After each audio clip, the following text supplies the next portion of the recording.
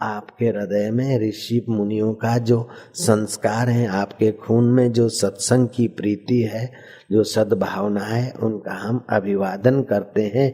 आप हम मिलकर एक गीता का श्लोक फिर से उच्चारण करेंगे।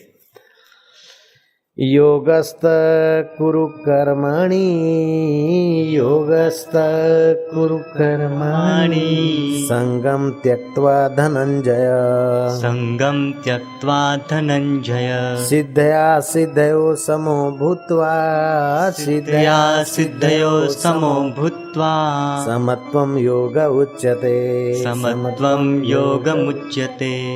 ये श्लोक चलते फिरते उठते बैठते युद्ध करते हुए भी भगवान की बंदगी करवाने में सक्षम है। ऑफिस में काम करते हुए भी आप बंदगी का फल पा सकते हैं हजूर। कर्फ्यू ऑर्डर पर सिग्नेचर करते हुए भी बंदगी का फल पा सकते। शासन करते समय भी और दुकान चलाते समय भी, रोटी बनाते समय भी और दाल बघारते समय भी आप समाधि का सुख ले सकते हैं, बंदगी का तप का फल पा सकते हैं। ये ऐसा श्लोक है। भगवान कहते हैं योगस्थ कुरु कर्माणि, हे धनंजय तू आसक्ति का त्याग करके सिद्धि असिद्धि में सम होकर योग में स्थित हुआ, कर्मों को कर, क्योंकि समत्व ही योग कहा गया है। बहुत ऊंची बात है। योग कई प्रकार के हैं और कुछ योग तो मैंने प्रैक्टिकली किए भी। लय योग, हठ योग, नादानुसंधान योग, कुंडलनी योग में तो मैं पीएचडी हूं। जयराम जी की कुंडलनी योग में तो मैं पीएचडी हूं। कुंडलनी योग ये होता है कि हमारी सुषुप्त जीवन शक्ति सोई हो, हम प्रयत्न करके उसको जागृत करें तो आसन होने लगे, मुद्राएं होने लगे, अष्ट सात्विक भाव होने लगे। आप कल्पना न करो ऐसे श्लोक उत्पन्न हो जाएं, आप कल्पना न करो ऐसे नृत्य उभर आए।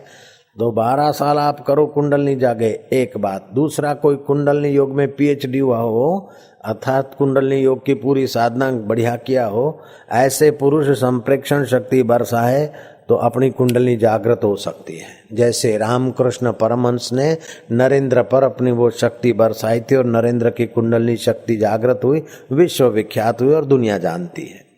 ऐसी आपके अंदर 3.5 चक्कर मारकर जीवनी शक्ति सुषुप्त है। उसके 10-5% आश्रय से हमारे काम काज होते हैं। अगर वो अधिक कुछ विकसित होती है तो आदमी का प्रभाव बढ़ जाता है। लेकिन प्रभाव बढ़ाना ही कुंडली योग की पराकाष्ठा नहीं, परमात्मा से मिलाने की भी व्यवस्था है। ऐसा कुंडली योग भी मैंने किया। हठ योग, लय योग, नादा अनुसंधान योग, भक्ति योग, ज्ञान योग, योग की भी कई वैरायटियां हैं। इन सब योग में मूर्धन्य कह दें और सुगम कह दें, थोड़े समय में ऊंचाई को जल्दी छुआ दे ऐसा कह दें, तो ये भगवान कृष्ण का बताया हुआ समत्व योग है। कुंडली योग करने के लिए तो आपको एकांत कमरे में ध्यान करना पड़ेगा, लेकिन ये समत्व योग आप ऑफिस में बैठकर कर सकते हैं। ऑर्डर करने के पहले भी कर सकते, ऑर्डर करते वक्त भी कर सकते, ऑर्डर करने के बाद भी कर सकते। जयराम जी तो बोलना पड़ेगा साहब। ये कुंडलनी योग अच्छा है, रिद्धि सिद्धि देता है। पाश्चात्य जगत के विज्ञानी बड़े प्रभावित होते हैं और मेरे पास आते हैं, कुंडलनी योग की दीक्षा लेते हैं। विदेशों में भी इसकी बड़ी भूख है। जो जानते हैं उन संतों को तो वो लोग गॉड करके पूछते हैं, भगवान करके पूछते हैं। अपना भारत का है ये कुंडलनी योग। फिर भी मेरा अपना अनुभव बताऊं और श्री कृष्ण के वचन के अनुसार कुंडलनी योग से भी कुछ आगे की खबर देता है ये समत्व योग।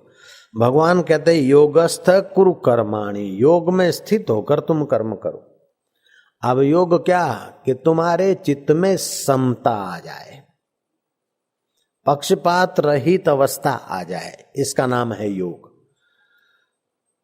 धार्मिक कर्म करने से पुत्रेष्टि यज्ञ तुमने किया, लेकिन उस पुत्रेष्टि यज्ञ में थोड़ी गलती हो गई तो पुत्र होने के बजाय कुटुंब का कोई आदमी मर सकता है। थोड़ी गलती हो गई सकाम कर्म में तो पुत्र होने के बजाय कोई पंगु का जन्म हो सकता है, क्योंकि सकाम कर्म है। लेकिन इस कर्म में ऐसा खतरा नहीं। ये योग करने में कोई खतरा नहीं है। समत्व योग में ऐसा कोई खतरा नहीं। यज्ञ किया गया कि देवता इंद्र को मारने वाला बेटा पैदा हो, लेकिन हर्ष की जगह पर दीर्घ मंत्र में आ गया तो इंद्र से मरने वाला बेटा वृत्रासुर पैदा हुआ। सकाम भाव से किए हुए कर्म में थोड़ी गलती हो जाती है, प्रत्यवाय लगता है तो विपरीत असर होता है, लेकिन इस योग में कोई विपरीत असर होने की संभावना ही नहीं। ये योग पूर्ण हो गया तो इसी जन्म में यहीं ब्रह्मज्ञानी हो जाओगे। अगर अधूरा रह गया तो ब्रह्मलोक की यात्रा करोगे, खूब सुखद लोक है, अथवा तो सतखंड में या स्वर्ग खंड में। साधारण योग हुआ तो स्वर्ग में वेट करोगे, मौज करोगे, बाद में किसी धनवान के घर जन्म लोगे, किसी बुद्धिमान के घर जन्म लोगे। अगर कुछ मीडियम है तो सप्तखंड में, उससे भी ऊंचाई को पहुंचे तो ब्रह्मलोक में हजारों वर्ष रहकर फिर साधक शुचि नाम श्रीमताम गेहे योग भ्रष्टोपि जायते अथवा योगी नाम एव कुले भवति धीमताम। ऐसा योग करने वाला अगर योग को पूर्णता को नहीं पाया तो वर्षों तक ऊंचे लोकों में जाता है और फिर किसी बुद्धिमान अथवा पवित्र योगी के कुल में जन्म लेता है। जैसे हम गए तो कई देशों की यात्रा करते, जब लौटे स्विट्जरलैंड में तो जहाज बदलने के लिए हमको 2-4-5 घंटे वेट करना पड़ा। तो हमारा रहना खाना ये वो सारा जहाज कंपनी पर, जयराम जी बोलना पड़ेगा। ऐसे ही जिसको परमात्मा का साक्षात्कार नहीं हुआ वो स्वर्ग में आप करोड़ों रुपया खर्च करके यज्ञ कर रहे और वे यज्ञ सफल हुए तो आपको स्वर्ग मिलेगा, स्वर्ग का फल भोगकर आपके पुण्य क्षीण होंगे तब आपको नीचे भेज जाए। लेकिन इस योग को करने वाला तो इस योग के बल से ही स्वर्ग में जाएगा, लेकिन उसका पुण्य खत्म नहीं होगा। उसके लिए तो वेटिंग रूम जैसा काम करेगा स्वर्ग। जैसे एक जहाज हमको 8 बजे देना है, हम नहीं दे पाए और दूसरे दिन 8 बजे दे रहे हैं, तो 24 घंटे का आपका वेटिंग का समय हमने अजाया किया, तो हम सुविधाएं आपको देंगे, सुविधा का चार्ज नहीं होगा। जयराम जी की। तो ये योग करने वाला ये आखिरी योग है, ऊंचा योग, और ये भगवान के साथ एक करने वाला योग है। दूसरे जो कर्म है वो तुम्हारे को भोगों के साथ जोड़ते हैं, कोई पुण्य लोकों के साथ जोड़ते हैं, तो कोई ही स्वर्ग के साथ जोड़ते हैं, तो कोई अप्सराओं के साथ जोड़ते हैं। लेकिन ये भगवान जो योग बताते हैं वो आपको ब्रह्म परमात्मा के साथ जोड़ता है। तो जैसे कोई राष्ट्रपति से मिलना चाहे और राष्ट्रपति उसको मिलने का समय दे दे और बीच के ऑफिसर से गुजरता जाएगा तो बीच के ऑफिसर भी उसके सुख सुविधा का ख्याल रखते हैं। क्या ख्याल है कलेक्टर साहब? राष्ट्रपति ने आपको मिलने का समय दे दिया तो कहीं आपको वेट करना पड़ता है, तो मुजरिम की नहीं वेट करोगे कि गेस्ट की नहीं? गेस्ट की नहीं। ऐसे जो इस योग का आश्रय लेता है, इसी जन्म में ब्रह्म ज्ञान हो गया तो हो गया, नहीं तो लोक लोकांतर में उसका पुण्य क्षीण नहीं होगा। अपितु उस भक्त को वर्षों की व दिव्य लोकों की यात्रा करके भोग भोग कर जब इच्छा चाहे फिर वो मनुष्य लोक में आकर इस योग को करता है। जैसे एक ब्रह्मचारी ने साधना की, रामानंद स्वामी से दीक्षा शिक्षा ली, किसी कारण उससे अपराध हो गया और गुरु ने उसको श्राप दे दिया कि तूने मुझे चमारों का भोजन कराया, बेवकूफ, मेरी भक्ति में विघ्न डाला, तुझे चमार योनि में जाना पड़ेगा। वो ब्रह्मचारी रघु चमार के यहां जन्म लिया और उसका नाम रहीदास पड़ा। 10 साल की उम्र में उसकी ऐसी अगले जन्म की हुई भक्ति उभरी कि संत तुलसीदास उनका दर्शन करने गए और उसी रहीदास से दीक्षा लेकर मीरा ने मेवाड़ को झुमा दिया। तो लोक लोकांतर में जाने के बाद भी जो भक्ति नष्ट नहीं होती, जो धन खर्च नहीं होता और उस धन के ब्याज को भी आप यूज नहीं कर सकते, इतना वो भारी धन है। जयराम जी की। परदेश में आपके हिंदुस्तान के 10 लाख हो, परदेश में जाकर रहो तो आपके घर का गुजारा नहीं चल सकता, आपकी मूड़ी खत्म हो जाएगी। लेकिन हिंदुस्तान में 10 लाख लेकर कोई ब्याज पे रहे तो सेविंग भी कर सकता है, क्योंकि यहाँ ब्याज बहुत भारी है। तो फिर भी कुछ खर्च होता है। 10 लाख ब्याज के 15,000 रुपया महीने आ गए, मान लो, ऐसा होता है ना? 15,000 तो आ जाते हैं। 10,000 10 लाख के 15,000 रुपया ब्याज आ गया, तो हो सकता है कि आप 5,000 खर्च करो, बाकी का सेविंग करो, तो कुछ तो खर्च होगा। लेकिन इस योग को करने वाले का परलोक में कोई खर्च ही नहीं होता है, चीफ गेस्ट है ये। तो ये समत्व योग की बात मैं आपको बताने जा रहा हूं, और बड़ा आसान है, करने में सुगम है, और श्रद्धा और बुद्धिमान व्यक्ति के लिए तो दाएं हाथ का खेल है, और जितना हो गया उतना तो रहता ही है। जैसे पुण्य हो गया, फिर वो पुण्य बढ़ा नहीं तो फिर खर्च होकर डाउन हो जाता है। संपत्ति हो गई, बढ़ी नहीं और कुमार्ग में गई तो डाउन हो जाती। लेकिन ये संपत्ति एक बार जहां तक हो गई फिर घटती नहीं है, बढ़ानी हो तो बढ़ सकती, नहीं तो वहां रुक जाती है, उसमें रिवर्स पना नहीं। ये ऐसा समत्व योग है जो साधना करके समता पा लेते हैं, जब तप करके समता पा लेते हैं, जहां तक की समता पा लेते हैं उतनी समता से फिर नीचे नहीं आते। जैसे कोई 8वीं कक्षा तक पहुंच गया, फिर परीक्षा दी, 9वीं में गया तो गया, लेकिन फेल हो गया तो 7वीं में तो नहीं जाएगा, 6ठी में तो नहीं जाएगा। ये ऐसा है।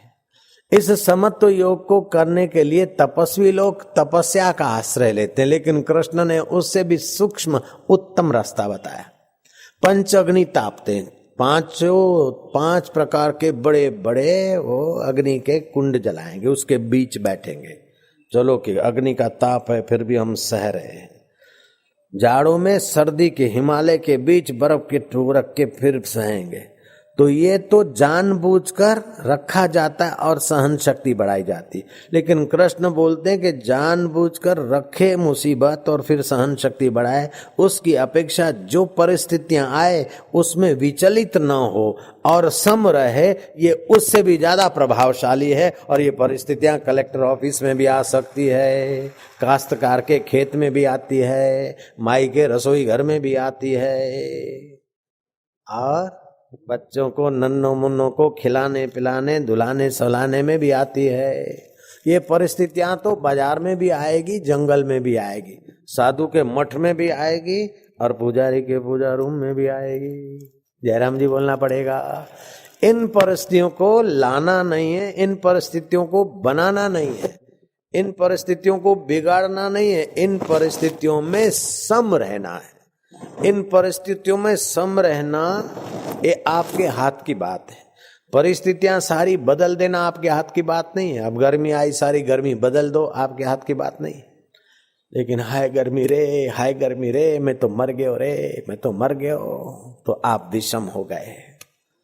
गर्मी की जगह पे ठंडी आई कि हाँ ठंडी मिली, वाह ऐसी बनी रहे, तो आप विषम हो गए।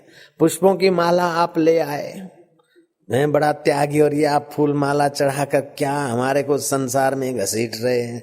ये सब हम इसीलिए तो सत्संग नहीं करते, हमको ये सब नहीं चाहिए। तो हो गई विषमता। आप फूलों की माला लाए, ठीक है, और आपकी माला आप सम्मान करते, लो आपका सम्मान, चलो आप और हमारे में एक ही है। इस शरीर को पहराए तो क्या, और उन भाइयों को पहरा कर भी आनंद लिया, हो गई समता। जयराम जी बोलना पड़ेगा। आप कहते हैं कि देखो हमने इतनी मालाएं लाए, हमने एक भी नहीं पहरी, सबको पहरा दी, हमको जैसे तैसे मारा जाएगा, आ गई भी क्षमता। जयराम जी बोला करो भाई साहब।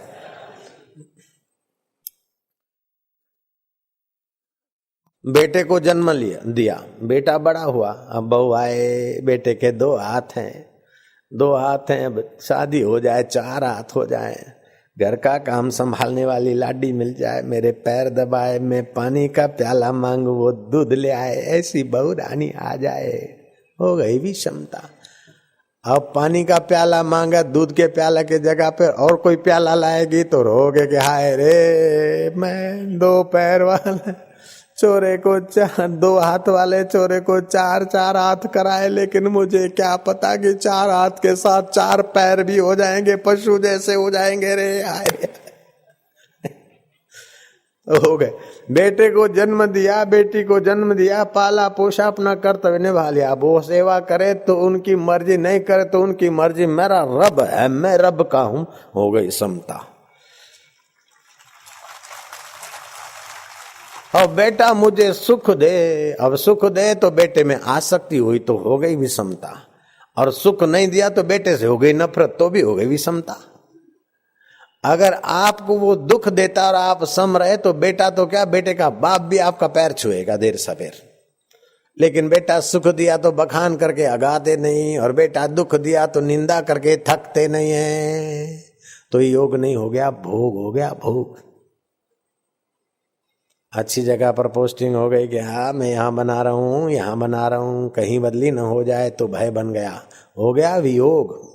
अच्छा, अच्छी जगह भी ठीक है और कहीं इधर उधर की जगह भी ठीक है, सब गुजर जाएगा। ऑल इज पासिंग थ्रू, सब पसार हो रहा है। चलो अपना कर्तव्य पालो, चलो बढ़िया जगह है तब भी काम करना है, घटिया जगह तभी भी काम करना है। जैसे एक जगह से दूसरी जगह जाते तो कहीं बढ़िया सड़क आती है, कहीं गड़बड़ी सड़क आती है, कहीं ढलान आती है, फास्ट आसानी से गाड़ी चलती है, तो कहीं फर्स्ट गियर या सेकंड गियर में ज्यादा पेट्रोल देना पड़ता है, धुआं ज्यादा सहना पड़ता है। फिर भी मुसाफरी तो मुसाफरी, ऐसे ही संसार है। ऐसा समझकर अपना कर्तव्य करते रहे तो कर्तव्य का आनंद है और समत्व योग होता चला जाएगा। जयराम जी बोलना पड़ेगा। हाँ, कोई बढ़िया काम किया और धन्यवाद कम मिला तो हाय रे हाय, यहाँ के लोग बड़े नालायक है।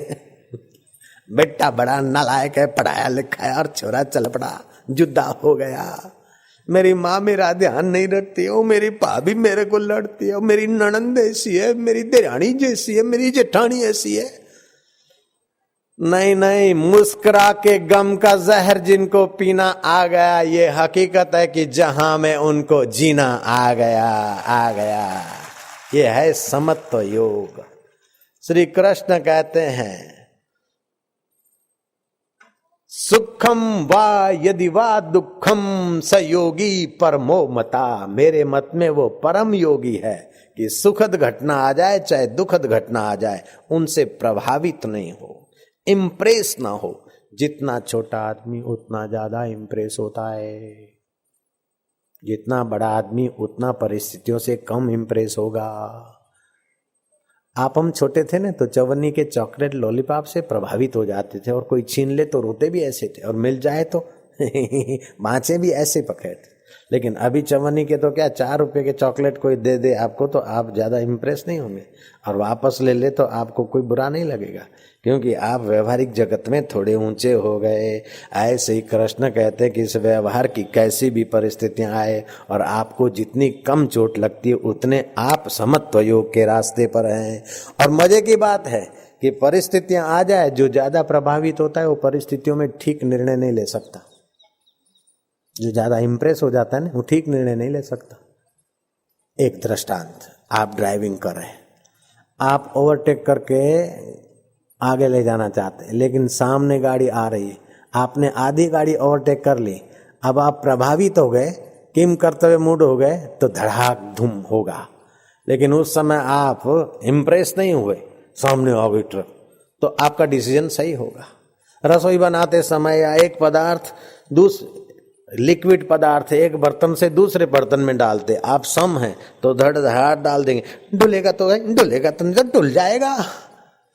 मैंने नमक डाला कि नहीं तो कई 2 बार नमक डाल देगी या तो फिर फीका कर देगी। श्री कृष्ण कहते हैं तुम्हारे जीवन में समता रूपी योग लाओ, फिर तुम धंधा करते हुए भी योगी, ऑफिस चलाते हुए भी योगी, घर का काम करते हुए भी योगी, और युद्ध करते हुए भी तुम योगी हो जाओगे। जो योगी को मुक्ति का फल मिलता है, परमात्मा का लोक की प्राप्ति होती है, वही तुम्हारे को संसार के व्यवहार करते समय भी मिल सकती है। शर्त ऐसी है कि कभी कभार ऐसे योगियों का सत्संग करो, ऐसे लोग योगियों के संपर्क में जाओ।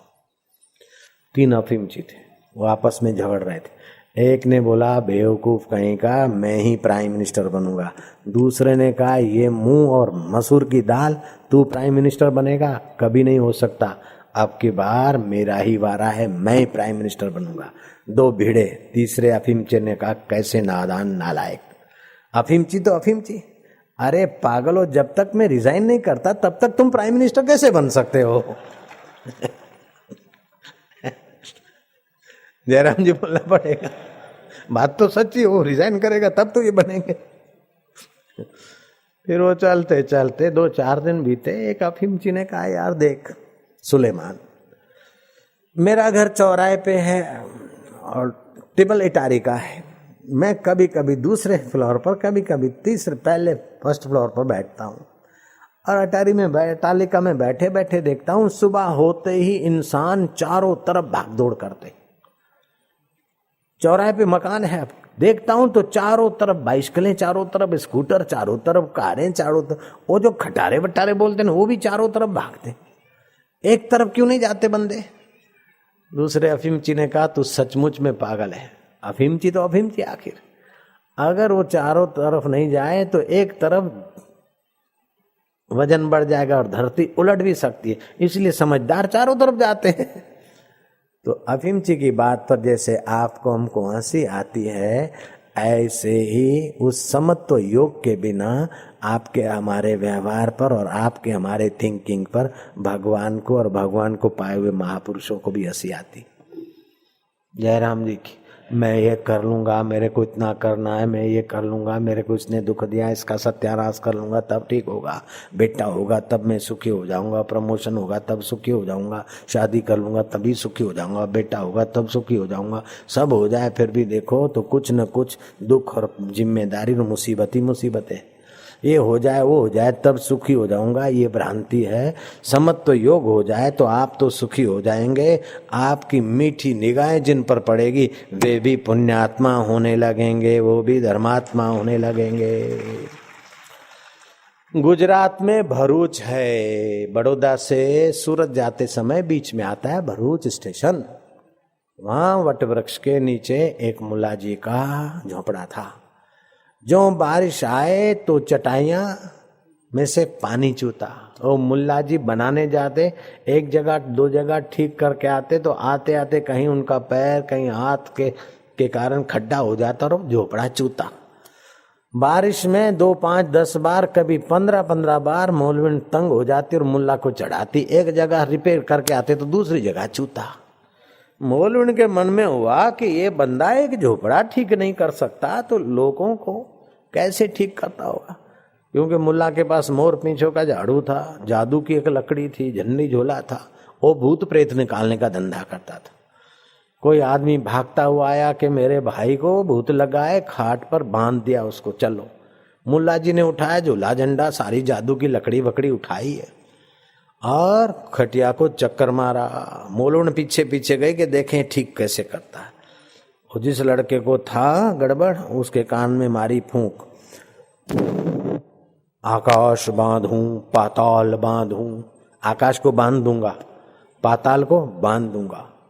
तब तक तो मौलवी ने सुना, आकाश बांधूं पाताल बांधूं जल बांधूं। जब बोला तो मौलवी चौंकी, जरा सा झोपड़े का जल नहीं बांध सकता है और पूरा जल बांधू बोलता है। आकाश बांधूं पाताल बांधूं जल बांधूं थल बांधूं तेज बांधूं पृथ्वी बांधूं। एक फूंक मारी, फिर दूसरा चक्कर काट के ये बोलने गया। मौलवी अपने को संभाल कर रखा। फिर तीसरा चक्कर मौलवी उछल कूद मचा रहा था, उसका मन अपने को संभाला, लेकिन मुल्ला को तो 7 बार ऐसा कहना था। जब और चक्कर मार के मुल्ला कहने लगा आकाश बांधूं पाताल बांधूं और जल बांधूं बोला तो मौलवी आउट ऑफ कंट्रोल हो गई। वो घर वालों का वो होता न कपड़े कूटने का डंडा नहीं होता,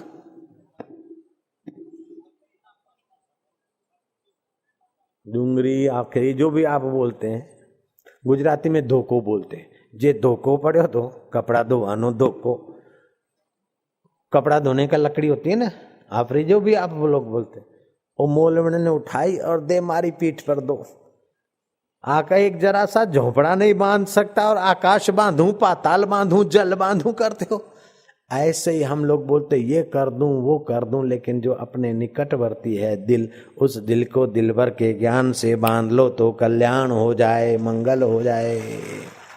जो आप कर सकते वो कर लो दब, तो उसको जो करना है वो देर नहीं करता है। आपको जो जानना चाहिए वो जान लो, तो उसको जो जानकर देना चाहिए वो देने में देर नहीं करता।